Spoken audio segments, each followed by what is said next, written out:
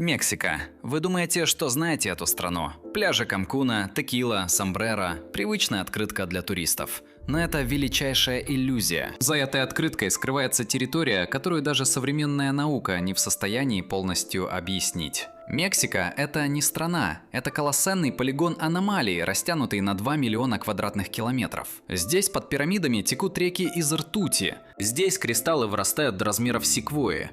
Здесь радиоволны перестают существовать, словно кто-то нажал кнопку «выключить». Сегодня мы отправимся в экспедицию по 11 точкам на карте Мексики, которые ставят в тупик археологов, физиков и геологов.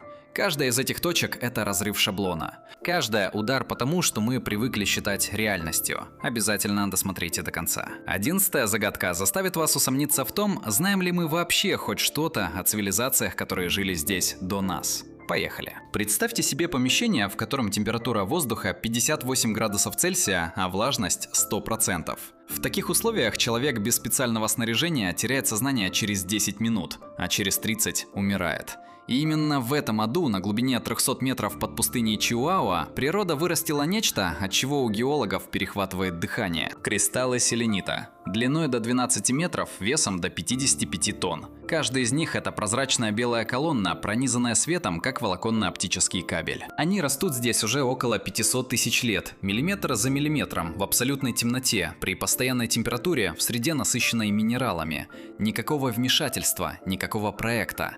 И все равно результат выглядит так, словно его спроектировал инженер. Это самые крупные природные кристаллы, когда-либо обнаруженные на Земле. Но и замерли. Перед ними открылся зал, похожий на декорации к фантастическому фильму. Только это была не декорация, это был реальный геологический объект, существовавший в полной изоляции от внешнего мира сотни тысячелетий.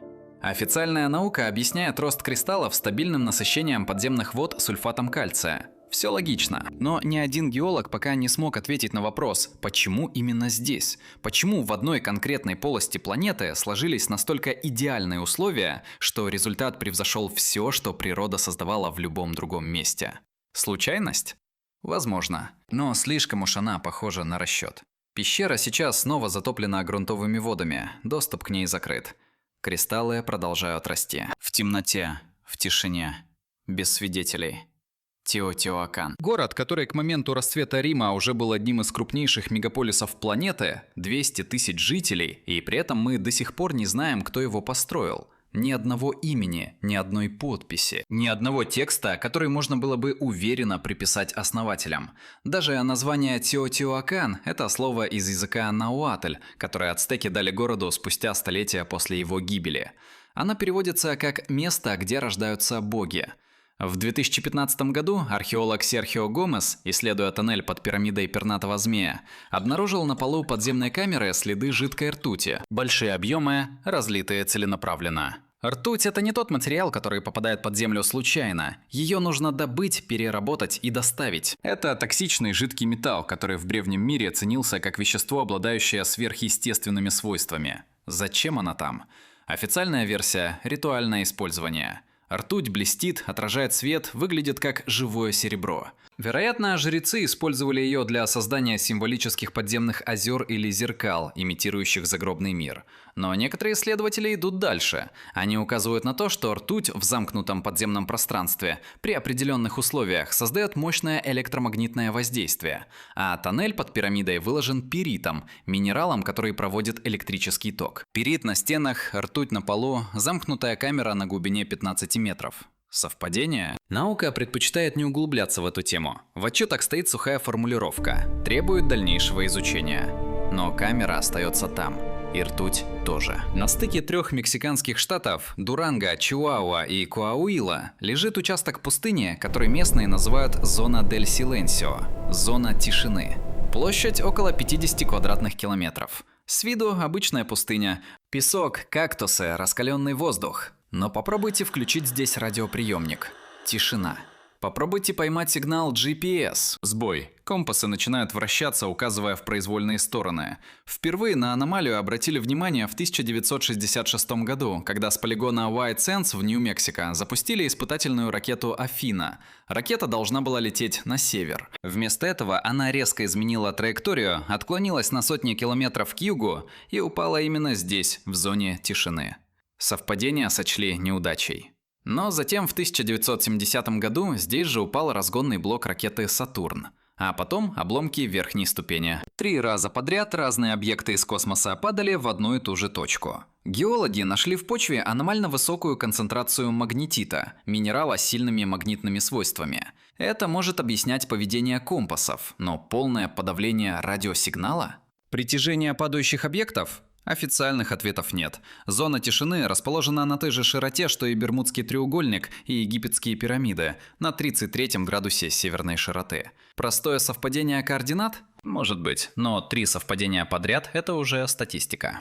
Пирамида Кукулькана в Чичен-Итце. 30 метров высоты. 91 ступень на каждой из 4 сторон, плюс верхняя платформа. Итого 365. Как дней в году. Это знают многие, но мало кто знает о другом. Встаньте у подножия пирамиды, хлопните в ладоши, и вы услышите звук, от которого по спине побегут мурашки. Это не эхо.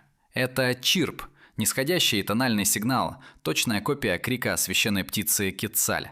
Птицы, которая для майя была воплощением Бога. Акустики из Калифорнийского университета в Беркли в 2004 году провели детальный анализ этого феномена. Ступени пирамиды работают как дифракционная решетка. Звуковая волна от хлопка отражается от каждой ступени с микроскопической задержкой, и эти задержки складываются в нисходящую частотную модуляцию.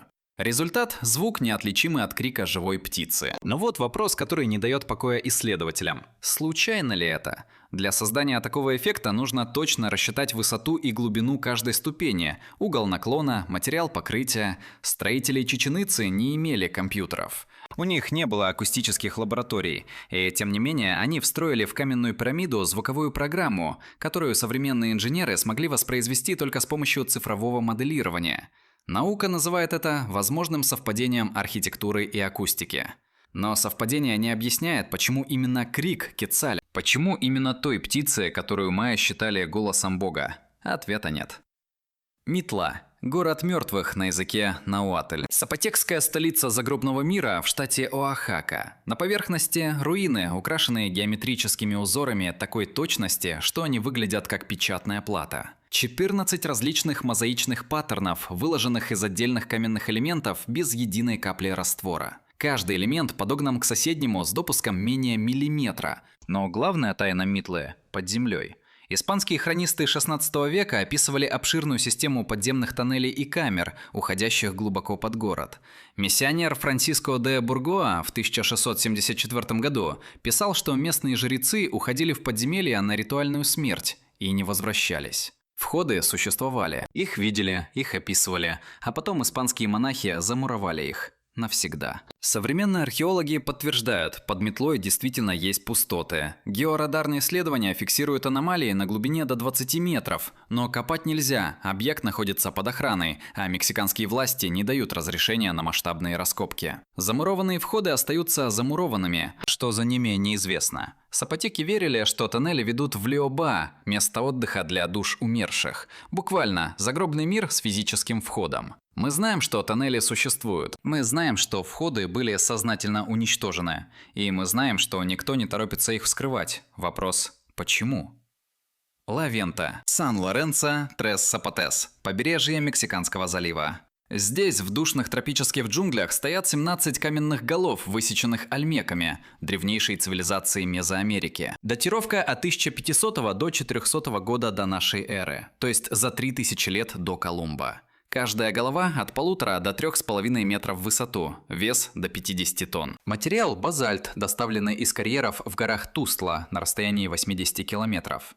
Без колесного транспорта, без тягловых животных, по болотам и рекам. Но не логистика потрясает исследователей больше всего, потрясают лица. Широкие носы, полные губы, миндалевидные глаза, шлемы, закрывающие уши, антропологические черты, которые не характерны для коренного населения Мезоамерики, зато характерны для населения Западной Африки. Как такое возможно? Ольмеки создали эти скульптуры за тысячелетия до того, как европейцы пересекли Атлантику. Официальная наука категорически отвергает идею трансокеанских контактов в этот период. Лица объясняются художественной условностью или этнической вариативностью коренных народов. Но скульпторы ольмеков славились реализмом. Они вырезали именно то, что видели. И если они видели эти лица, то чьи это были лица?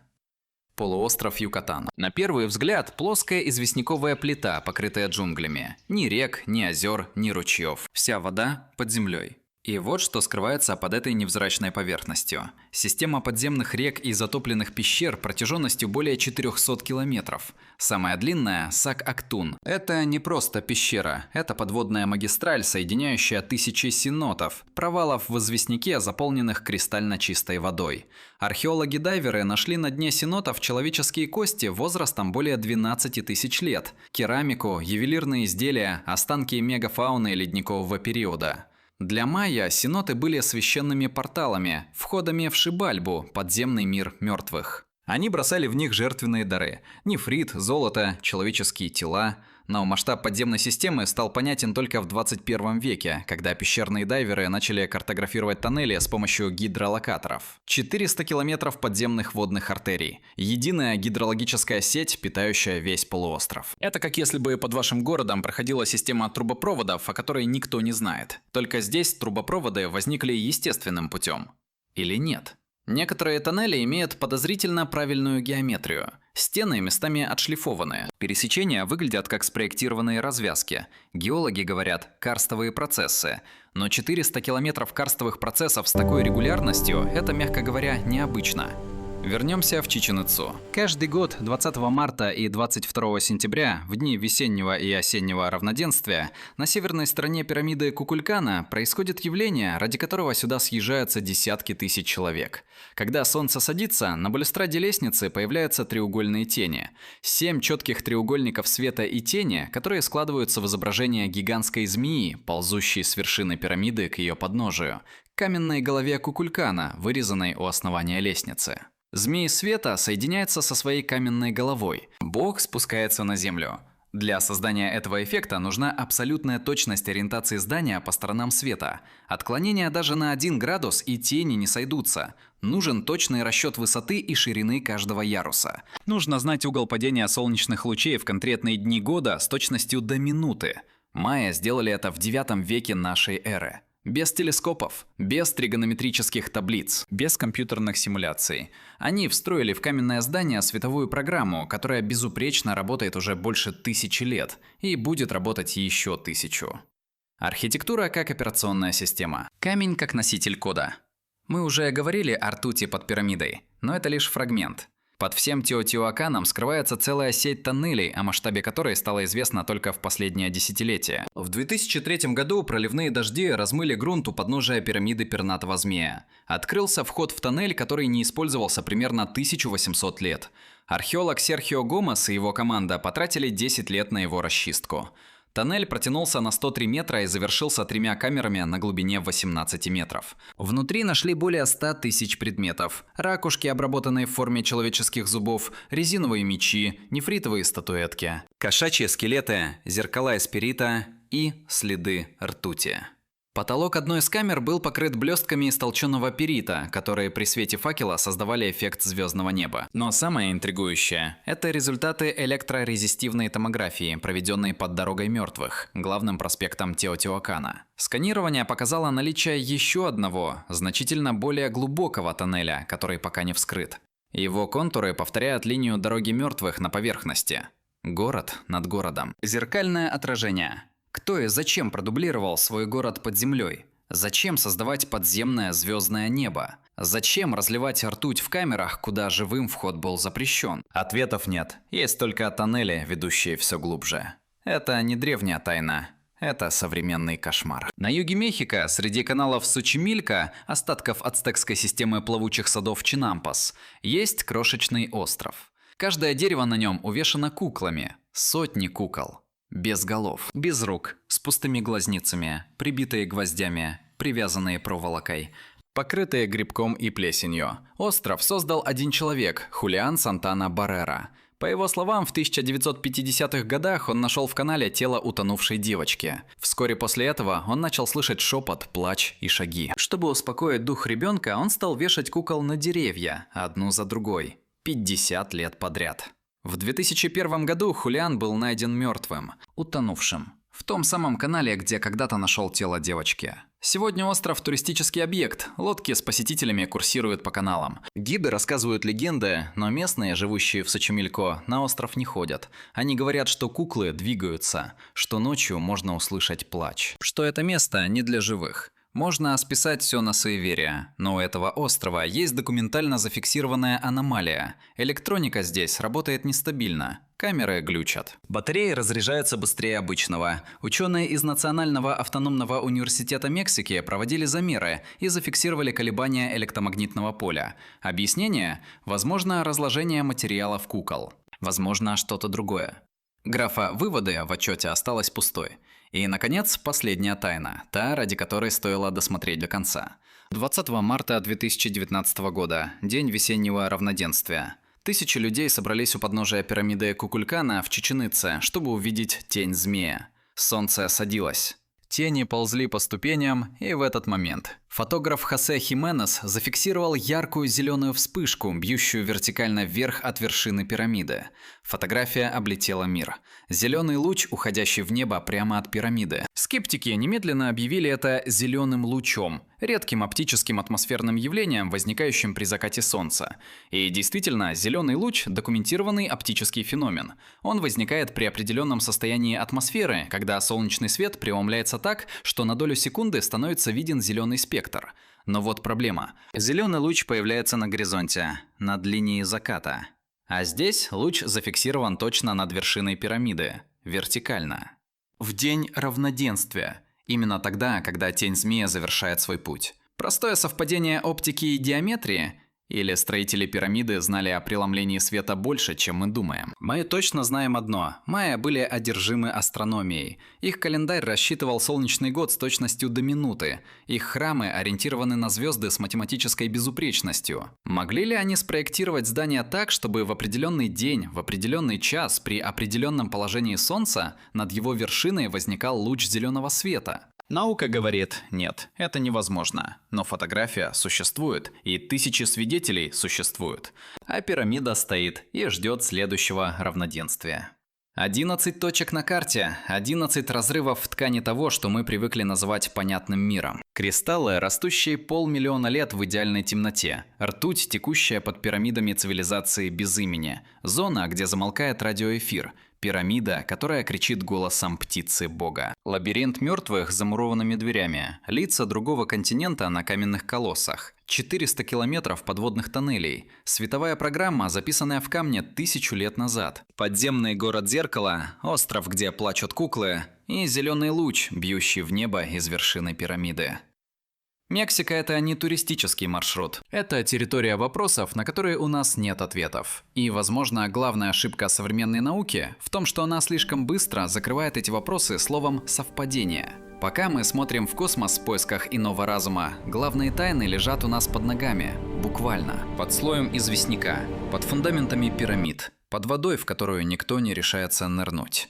Ищите ответы там, где другие видят лишь камни. Если это видео заставило вас задуматься, ставьте лайк, подписывайтесь на канал, нажмите колокольчик, чтобы не пропустить следующую экспедицию. Мы только начали.